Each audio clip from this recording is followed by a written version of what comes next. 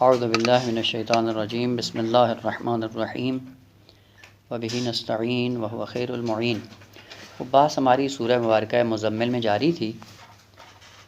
عرض کیا تھا کہ خالق کائنات کا اپنے محبوب کو یہ حکم ہے قم اللیل الا قلیلا، رات کو اٹھیے، اور انداز بھی اٹھنے کا کیا تھا؟ آمادگی کے ساتھ، اور وہ بھی وقفے کے ساتھ۔ ایسا نہیں تھا کہ ایک ساتھ اٹھ کے پوری نماز تہجد پڑھ دیں، ایسا نہیں تھا۔ کیوں ایسا کرو؟ اب بعد میں وہ علل ذکر ہو رہے ہیں سورہ کے اندر کہ نماز شب کیوں پڑھنا ہے۔ پہلا کیا کہا کہ ان قریب ہم آپ پہ قول ثقیل کو نازل کرنے والے ہیں۔ قول ثقیل کو لینے کے لیے آمادگی کی ضرورت ہے، اور وہ آمادگی کہاں سے آئے گی؟ نماز شب سے۔ اگر اسی کو آپ شکل اول میں تبدیل کرنا چاہیں، منطق پڑھی ہے نا سب نے؟ ہاتھ کھڑا کریں جنہوں نے پڑھی منطق، خصوصاً حصہ دوم۔ وہ حصہ دوم میں ہی ہے نا یار، اشکال کی بات کہاں پہ ہے؟ دوم میں پڑھی ہے نا انشاءاللہ۔ اور چلیں یہ بھی اضافہ کر لیں کہ قم اللیل الا قلیلا انا سنلقی علیک قولا ثقیلا۔ شکل اول بنا کے آئیے کیسے ہے، صغرا کیا ہے، کبرا کیا ہے، نتیجہ کیا ہے، واضح؟ یہی یا ایھا المزمل قم اللیل الا قلیلا، کیوں؟ انا سنلقی علیک قولا ثقیلا۔ اس کا صغرا کبرا تشکیل دے کے آئیں، کل پتہ چلے گا کہ کتنا دم ہے آپ لوگوں میں۔ پتہ چلے کہ قرآن نے منطق استعمال کی ہے یا نہیں کی ہے۔ انا سنلقی علیک قولا ثقیلا، ہم نے آپ پہ قول ثقیل کو نازل کرنا ہے، تو کیا کرو؟ تیاری کرو۔ تیاری کا نام کیا ہے؟ نماز شب۔ وہ اگر نماز شب نہیں ہے تو آپ اس قول ثقیل کو نہیں لے سکتے۔ عرض کیا تھا قول ثقیل کا معنی کیا تھا، یاد ہے نا؟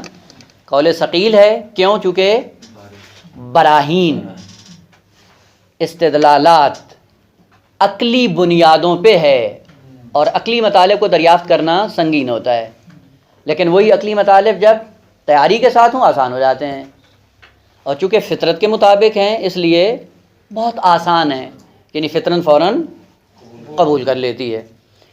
خوب، دوسری دلیل کیوں نماز شب پڑھو؟ قم اللیل الا قلیلا، کیوں؟ جواب دوم یا وجہ دوم یا علت دوم، انا ناشئۃ اللیل ہی اشد وطئا واقوم قیلا۔ یہ برہان دوم ہے کیوں نماز شب پڑھیں؟ کہ اس لیے کہ رات کا حادثہ ناشئہ اگر حمزہ کے ساتھ ہو اس کا معنی ہوتا ہے ایجاد کرنا، کسی چیز کو وجود میں لانا، جس میں آپ اردو میں استعمال بھی کرتے ہیں حادثہ۔ حادثہ کیا ہوتا ہے؟ کوئی چیز رونما ہوتی ہے نا، جو رونما ہوتی ہے آپ اس کو کہتے ہیں حادثہ، لیکن وہ اچانک ہوتا ہے، ناگوار ہوتا ہے، اس لیے کیا کہتے ہیں جی؟ حادثہ ہو گیا، یعنی جو پہلے نہیں تھا اچانک سے وقوع پذیر ہو گیا۔ کہ ان ناشئۃ اللیل، رات کا حادثہ، یہ رات کی تاریکی یہ کیوں وجود میں آئی ہے، اور کیوں اس کے اندر یہ خالق کائنات نے یہ چیز رکھی؟ البتہ وہ ذہن میں رہ کے، ایک ہے ناشئہ جس کا معنی ہوتا ہے عدم سے کسی چیز کا وجود میں آنا، اور اگر ناشوا ہو تو اس کا معنی کیا ہے؟ ناشوا آپ اردو میں استعمال کرتے ہیں، درخت کیا کرتے ہیں؟ نشو، وہ نشو کیا ہے؟ بڑھنا، ایک چیز کا اوپر رشد کرنا، بلندی کی طرف جانا، وہ کیا ہے؟ ناشوا۔ وہ یہاں پہ ناشوا نہیں ہے بلکہ ناشئہ۔ ان ناشئۃ اللیل، رات کا حادثہ، رات کا وجود۔ یہ جو ظاہر سی بات ہے پہلے دن ہوتا ہے، دن جب ختم ہوتا ہے تو کیا ہو جاتا ہے؟ وجود۔ یہ وجود رات کیا ہے؟ ناشئۃ اللیل ہے۔ ناشئۃ اللیل یعنی رات کا وجود، یا رات کا حادثہ، یا رات کا وجود میں آنا۔ رات جو خالق کائنات نے بنائی ہے اس کے اندر کیا خصوصیت رکھی ہے سورہ مبارکہ نبا میں، کہ ہم نے رات کو سکون کے لیے لباس، مسکن، آرام، سکون کے لیے رات کو ہم نے بنایا ہے۔ یہ ناشئۃ اللیل کیا ہے؟ ہیا، یہی ناشئہ یا اشد وطئن، وط کس کو کہتے ہیں؟ کسی چیز کو پاؤں میں رگڑنا. ہوتا یہ ہے کہ انسان جب زمین پہ چلتا ہے تو پاؤں جب رکھتا ہے نرم زمین پہ تو کیا ہو جاتا ہے؟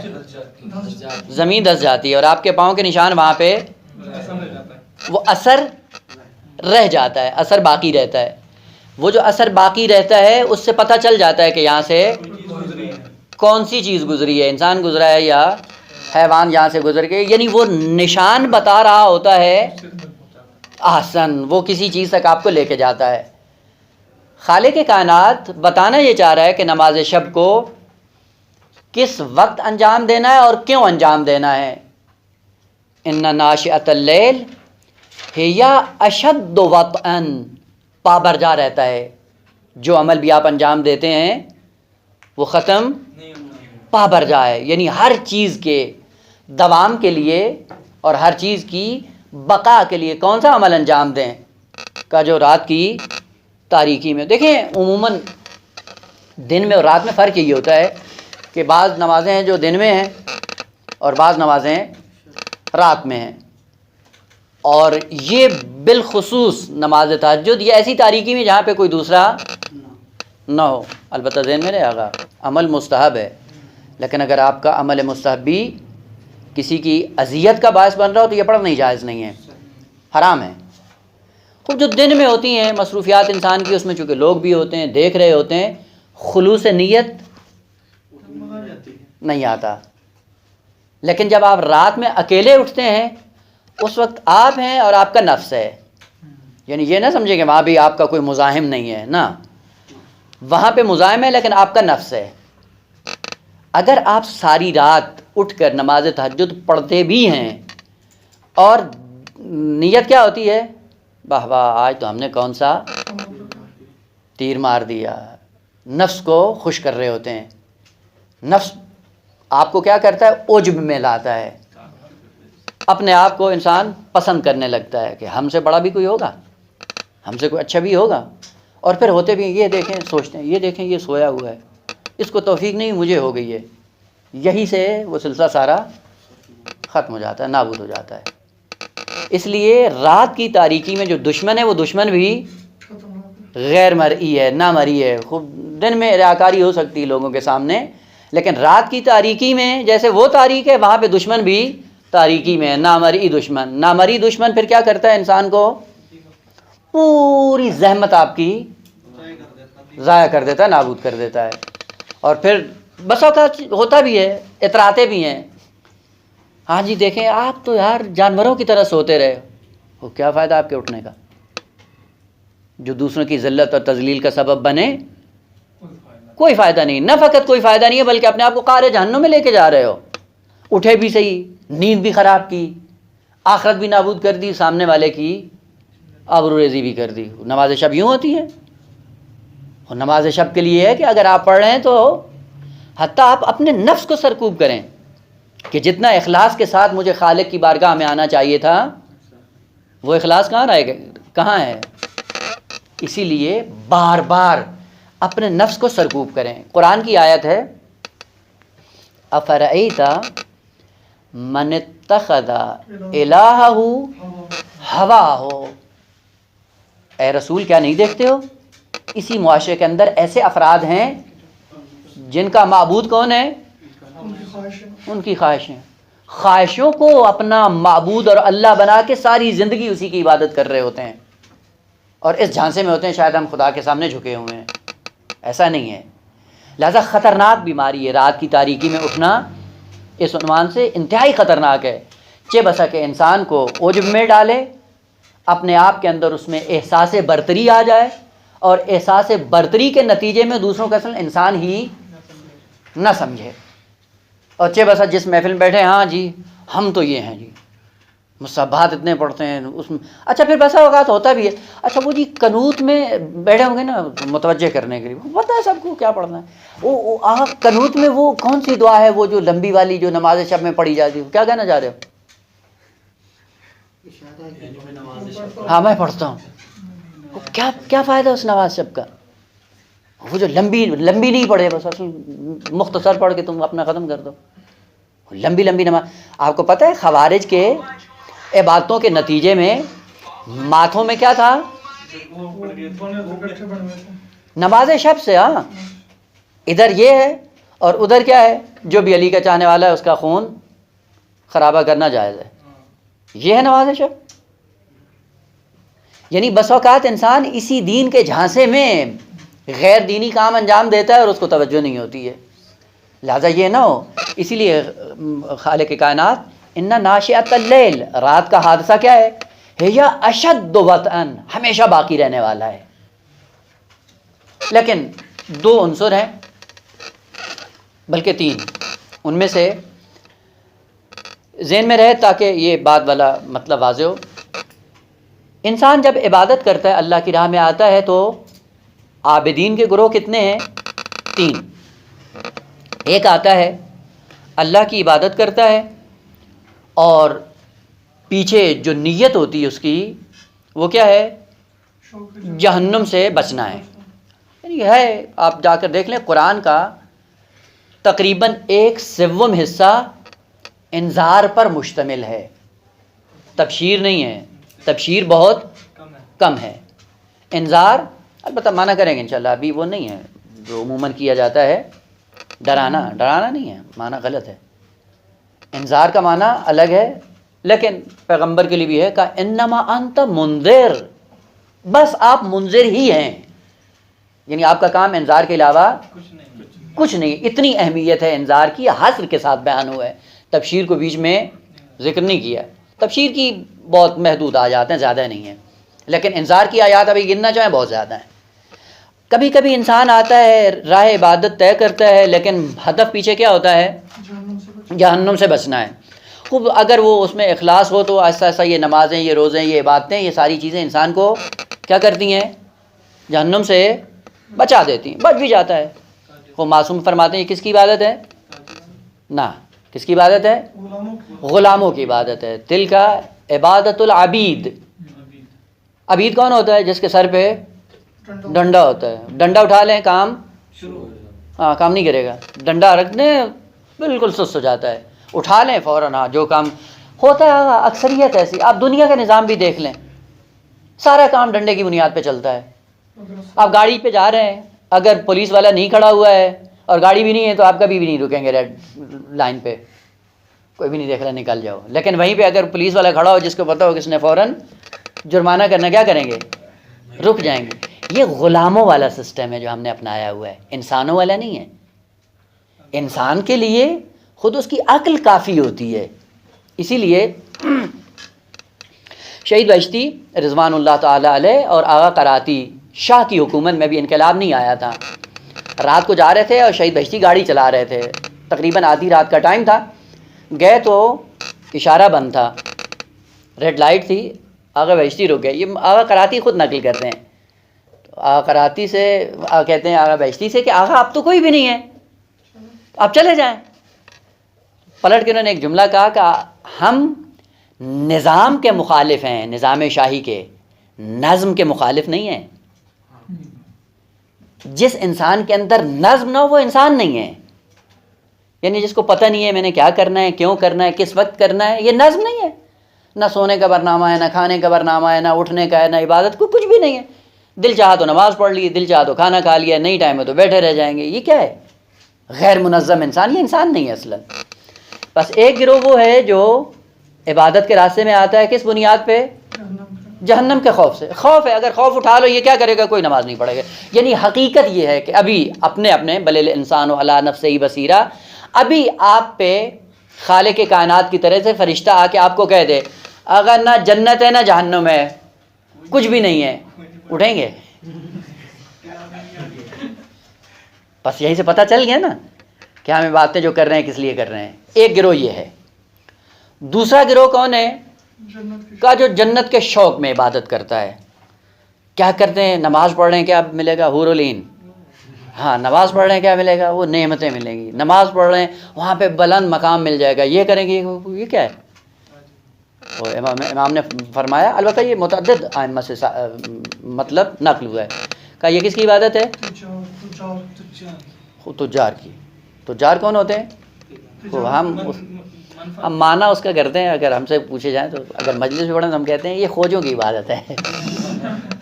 خوجے ہمیشہ کیلکولیٹ کرتے ہیں, فائدہ یہ دیکھیں گے کہ ہاں اس میں ثواب کتنا ہے, اس میں کتنا ہے. وہ جو جس میں ثواب زیادہ ہوگا اس کو چھوڑ کے وہ لے لیں گے. اور بس اوقات آپ انشاءاللہ عرض کریں گے کہ یہ ثواب بھی انسان کے لیے وبال جان بن جاتا ہے. ثواب لے کے آدمی ذلیل ہو جاتا ہے. انشاءاللہ عرض کریں گے اگر مناسبت سے. دوسرا گروہ وہ ہے, اور ان کے لیے کیا کہا, ان کے لیے کہا کہ جنت یہ ہے, جنت کی نعمتیں یہ ہیں, حور العین یوں ہیں, غلمان فلاں ہیں, یہ البتہ وہ نعمتیں بھی پھر اپنے ذہن کے مطابق بنا کے اسی طرح بیچارے ٹکرے مار رہے ہوتے ہیں. وہ کہا کہ یہ کون سی عبادت ہے, تجار. واحد عبادت کہ جس میں نہ خوف نار ہے نہ شوق جنت ہے, وہ کون سی عبادت ہے, نماز شب. وہ نماز شب اسی لیے خالق کائنات نے واجب قرار نہیں دی, لیکن درجے اور ثواب اور عظمت اعتبار سے واجب نمازوں سے کہیں برتر ہے. وہ کیوں؟ کیونکہ اس میں خواہ نخواہ جو انسان اٹھتا ہے اس نماز کے لیے وہ محبت کے نتیجے میں اٹھتا ہے, نہ شوق نہ خوف. خوف بھی نہیں ہے, کیوں؟ کیونکہ پڑھیں نہ پڑھیں فرق نہیں پڑتا. واجب ہے کہ ترک کرنے سے انسان کو عذاب ملے, واجب ہے کہ جس کی وجہ سے جنت سے محروم ہو جائے, نہ یہ نہیں. دونوں چیزیں خدا نے اٹھا لیں اور انسان کی انسانیت کو آزمانے کے لیے اس کو آزاد چھوڑ دیا کہ یہ کس نیت سے آتا ہے, جہنم کے خوف سے آتا ہے یا جنت کے لالچ سے آتا ہے. کہ 5 نمازیں واجب ہیں, وہ بہرحال آپ کو کرنی ہیں, خوب اس میں آپ مخیر ہیں, یا جہنم کے خوف سے آؤ یا جنت کے لالچ سے آؤ. لیکن واحد نماز جس کا پشتوانہ صرف محبت ہے, عشق ہے, اور وہ نماز شب ہے. اسی لیے آپ دیکھیں آقا دنیا کا بھی یہی قانون ہے, وہ چیزیں جو خوف سے انجام پاتی ہیں وہ دائمی ہوتی ہیں یا نہیں, دائمی نہیں ہوتی, دائمی نہیں ہوتی. بچے کو آپ ڈرا دیں, جب تک آپ سر پہ ہیں وہ کرتا رہے گا, جیسے ہی آپ ہٹیں گے بچہ پھر اپنی اصلی نیچر پہ پلٹ جائے گا. دوام نہیں ہے, ثبات نہیں ہے. وہ لالچ دے دیں, جب تک لالچ ہے, جس نے لالچ ختم ہوگا. آپ دیکھ لیں 2 مجلسیں ہوں, آپ کو یقین ہو کہ ایک مجلس میں تبرک بٹے گا اور دوسرے میں نہیں بٹے گا. کہاں جائیں گے؟ ہوتا ہے نا. مقصد یہ نہیں ہے کہ ہمیں وہاں سے عزاداری کا کوئی پیغام ملنا ہے, وہ نہیں ہے, توجہ نہیں, چونکہ ہم اس کے لیے آئے ہی نہیں ہیں اور سننا بھی نہیں ہوتا ہے. کون سی چیز پابرجا اور ثابت قدم ہوتی ہے کہ جس کا پیچھے سبب کیا ہو, محبت. محبت اور عشق وہ چیز ہے کہ جس کی بنیاد پہ ہمیشہ دوام بھی ہے, ثبات بھی ہے, اور وہ چیزیں ہمیشہ باقی رہنے والی ہیں. اسی لیے خالق کائنات نے کہا, ہم نے کیوں کہا قم اللیل الا قلیلا, علت ان ناشئۃ اللیل ہی اشد وطئا, ہمیشہ باقی رہنے والا ہے یہ حادثہ لیل, ختم نہیں ہوگا, اور یہی آپ کو درجات پہ لے کے جائے گا.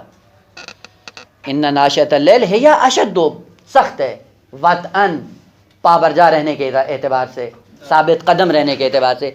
البتہ ذہن میں رہے یہ کلمہ وطئا واطا سے ہو تو اس کا معنی کیا کیا تھا, کسی چیز کا نشان باقی رہ جانا, کا اس کی علامات اور اس کے آثار کیا ہیں, باقی رہنے والے ہیں. لیکن دوسرا اگر یہ کلمہ واو سے ہو, واو تو اور واو, اس کا معنی کیا ہوتا ہے, تواتو, توافق, دونوں کا ہم آہنگ ہونا.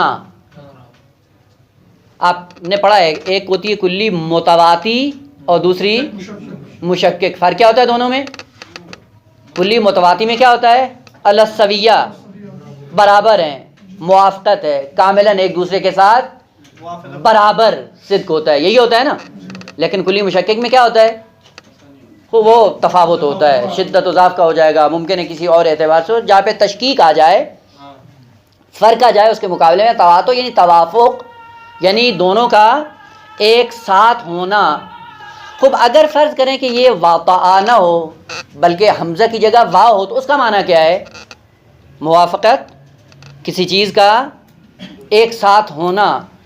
اور یہیں سے 2 نقطے سمجھ میں آتے ہیں کہ ان ناشئۃ اللیل ہی اشد وطئا, یعنی یہ انسان جو نماز شب پڑھ رہا ہے اور جو اس کی خلقت کا مقصد ہے, یہ دونوں کیا ہیں, ہم آہنگ ہیں، متواتی ہیں۔ ہم نے کس لیے خلق کیا تھا آپ کو؟ جس کے لیے خلق کیا تھا، جس کے لیے خلق کیا تھا اس کے لیے یہ سبب ہے جس پہ چل کر اس مقصد کو پا سکتے ہو۔ دو، اور سب سے سخت ترین کیا ہے؟ کہا کہ اگر یہی نماز شب آپ کی اخلاص نیت سے انجام پاتی ہے تو اشد وطئن ہے، وإلا نہیں ہے۔ اور وہ کیا ہے کہ اگر یہ تقرب خدا کا سبب بنتی ہے تو پھر تو یہ اشد وطئن ہے، لیکن اگر یہ ریاکاری ہے، یہ اذیت ہے یا عجب کا سبب بن رہی ہے تو یہ اشد وطئن ہے نہ۔ بس ان ناشئۃ اللیل، کیوں ہم نے کہا نماز شب کو پڑھو؟ پہلی وجہ کہ یہ کیا ہے، اس میں محبت ہے، اور جہاں محبت ہو، محبت کے سائے میں جو عمل انجام پاتا ہے وہ اشد وطئن ہوتا ہے، ہمیشہ باقی رہتا ہے۔ دو، ہم نے کیوں کہا نماز شب پڑھو، رات کو اٹھو؟ کہ اس لیے کہ تمہاری خلقت کے ساتھ سازگار ہے۔ تمہاری خلقت کس لیے ہوئی ہے؟ جہنم سے بچنے کے لیے، خدا تک پہنچنے کے لیے۔ خدا تک پہنچنے کے لیے۔ ہو خدا تک اگر پہنچنا ہو تو کس کے سائے میں پہنچو گے؟ نماز شب کے سائے میں۔ آپ باقی نمازیں پڑھتے رہیں جتنی واجب ہیں، یا جہنم سے بچ جائیں گے یا بہشت میں چلے جائیں گے۔ بس اللہ تک جانے کے لیے جو چیز سبب بنتی ہے وہ نماز ہے۔ اور یہ یقین جان لیں کہ بہشت میں پہنچ کے بھی انسان کے لیے جو یوم الحسرت ہوگا وہ یہی ہوگا کہ ہم جس مقصد کے لیے دنیا میں گئے تھے وہ مقصد حاصل نہیں ہوا۔ بس دوسرا سبب کیوں اشد وطئن کا، تمہارے مقصد خلقت سے قریب ہے، مقصد خلقت تک جو چیز لے کے جاتی ہے وہ نماز شب ہے۔ تین، کہا کہ یہ دیکھو تمہاری نیت اور عمل دونوں آپس میں ہم آہنگ ہیں یا نہیں ہیں؟ اگر ہم آہنگ ہیں تو یہ ناشئۃ اللیل ہے یا اشد وطئن ہے، اگر یہ نیت اور عمل دونوں ہم آہنگ نہیں ہے تو یہ اشد وطئن نہیں ہے۔ یہاں پہ تھوڑا سا وہ ہے، جھانسا تھوڑا سا آتا ہے، یا فرض کریں کہ وہ عمیق سی بات ہے، وہ یہ ہے جب بھی آپ نماز پڑھتے ہیں، وہ نماز پڑھنے سے پہلے ایک ہوتی ہے نیت،